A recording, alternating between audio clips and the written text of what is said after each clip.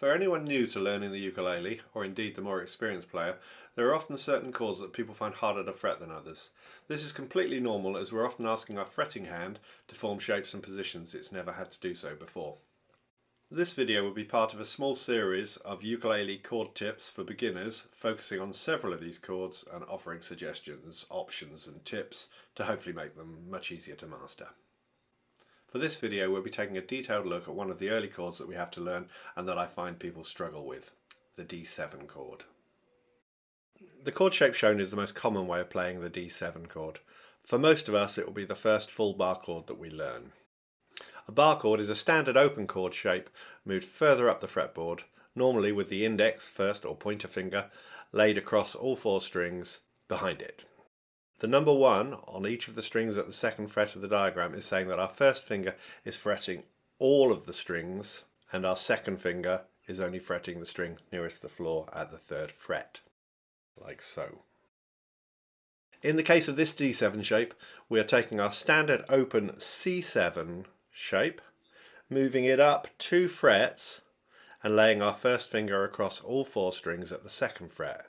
By doing this, we have moved our C7 chord up in pitch by a tone or a whole step, giving us a D7 chord.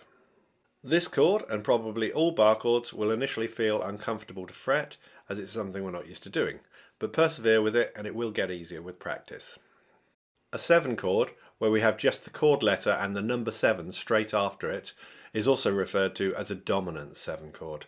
This is not to be confused with major, minor or diminished 7th chords. In the case of the D7 chord, we still have the same 3 notes that we had in a D major chord: a D at the second fret of the third string from the floor, an F sharp at the second fret of the second string from the floor, and an A, which in the case of the D major chord shown is currently on both the outside strings of our ukulele.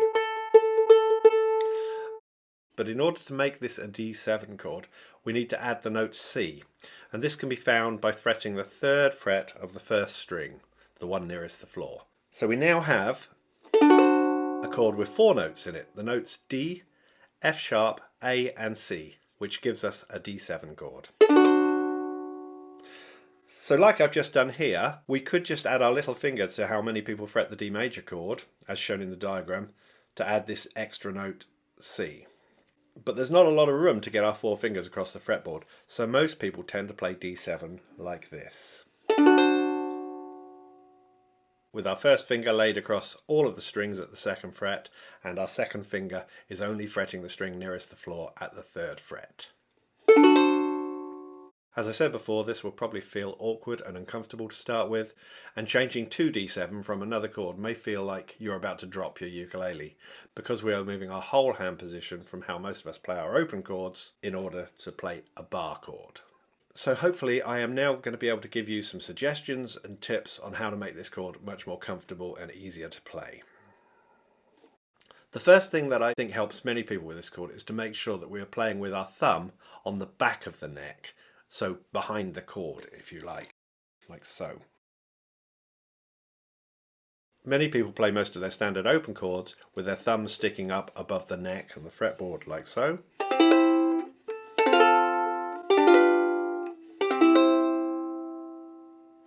But I find when fretting bar chords, it's easier with the thumb on the back of the neck and allows us to add a little more pressure, if needed, between the first finger and thumb. It also helps alleviate the sensation of dropping the ukulele when changing the chord. As you can see, I can quite comfortably hold the weight of my ukulele by just holding it gently between my first finger and thumb. You will need to experiment with exactly where on the back of the neck your thumb feels the most comfortable. I tend to have my thumb behind the first fret and placed diagonally on the neck, like so. You could equally have your thumb directly behind your barring finger at the same angle, and maybe more behind the nut of your ukulele and pointing towards the headstock. Experiment with these different positions and let your hand tell you where it feels the most comfortable. All this said, some people will still find fretting this chord easier without their thumb on the back of the neck and just floating above the fretboard, like so. We're all different, and hand shape varies from person to person. Another fretting option would be use our third finger to play the C note on the first string, as per the diagram, This gives us the possibility to place our second finger on top of the bar and to give the first finger a bit more support. As with all bar chords, you don't want to be pressing down too hard, but just enough that the strings are ringing clearly. Although the D7 may feel awkward to start with, it really shouldn't be hurting you. Some people will also use their second finger as the bar and the third finger to play the C note on the string. Again, try experimenting with the different fingering options and see which feels the most comfortable for you. Another important thing with your barring finger is that ideally you don't want any of your finger joints lining up with any of the strings, as it's more likely that you will end up with a poorly fretted and hence muted string. So also experiment with moving your barring finger up and down across the second fret to find where you get the best sound.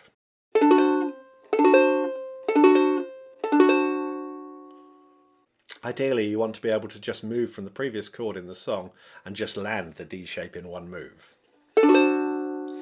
But as this is probably a new chord to you, I would suggest initially building the chord in two moves. First, try placing the bar finger down and then add the finger that's fretting the C note on the string nearest the floor. Then also try doing this the other way round by placing the finger that is fretting the first string at the third fret first and then lay the barring finger down where it wants to land. I find the second method generally works the best for me with all bar chords, and for some reason my barring finger always lands in a good position. So, just to recap, look at the different finger options you could use to fret this chord. First finger as the bar, second finger as the bar, second or third finger fretting the C note on the first string nearest the floor. Look at the different options for your thumb position on the back of the neck, and if so, where and at what angle, or if you prefer to play with your thumb not on the back of the neck but sticking up above it. As I said before, try and let your hand gauge what options and positions are the most comfortable for you. If it hurts, give your hand a rest, shake it out, try a different position. So this is the standard D7 shape, and it will probably prove a very useful chord shape in your playing moving forward, as it's an easy movable chord. For example, if you were to move it up 2 frets, we have another way of playing an E7 chord, and then if we were to move it up another fret, it becomes an F7, and so on. There is another common shape that is used as a D7 chord, which is this one, sometimes referred to as the Hawaiian D7. And although you will often see this as a D7 chord in chord charts and on song sheets, it's not actually a full D7 chord. It's missing one fundamental note, the D. It's what is referred to as a rootless D7. It still has the notes F sharp, A and C in it. In fact, it has 2 strings, both sounding the A, the 2 outside strings, but it has no D in the chord. The D note is effectively implied, and in an ideal world, a bass player or similar would be playing a D note at the same time to complete the chord.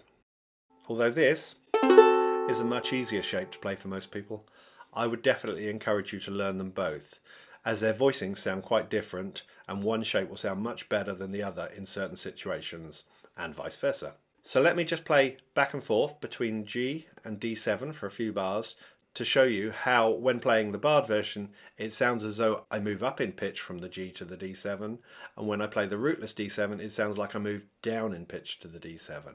So with the barred version,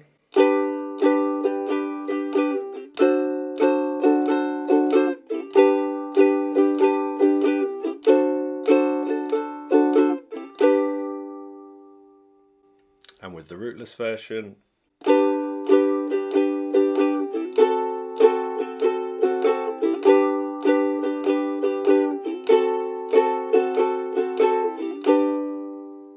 once again, experiment with both versions when you see a D7 on a song sheet and see which one sounds best for you for that particular song. So that brings us to the end of this tutorial. I will link this video to a YouTube playlist which will include other chord tips and videos as and when I've posted them. If you found this tutorial helpful, please consider subscribing to the channel as I regularly post new tutorials and videos for players of all levels. Please give the video a thumbs up and feel free to leave a comment if you have any questions. Thank you for watching and bye for now.